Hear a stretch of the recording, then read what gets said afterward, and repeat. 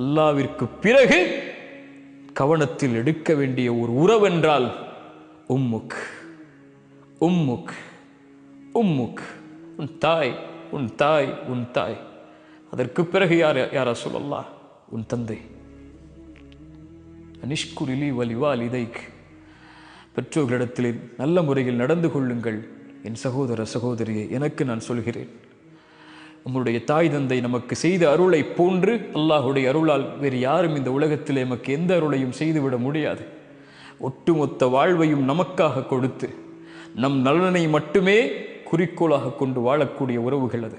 குறிப்பாக தாய் தன் எதிர்பார்ப்புகளை, தன் ஆசைகளை, தன் எண்ணங்களை, தன் வயதை, தன் வாழ்க்கையை, ஒட்டுமொத்தத்தையும் தன் பெற்றெடுத்த பிள்ளை நலமோடு இருந்தால் போதும் என்று கழிக்கக்கூடிய ஒரே உறவு இந்த உலகத்திலே தாய் மட்டும்தான்.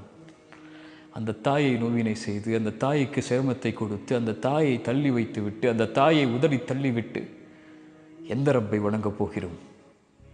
அல்லாஹ்விடத்திலே நேசத்துக்குரிய அமல் தாய் தந்தை இடத்திலே நல்ல முறையில் நடந்து கொள்ளுதல். அஸ்ஸலாமு அலைக்கும் வரஹ்மத்துல்லாஹி வபரகாத்துஹு.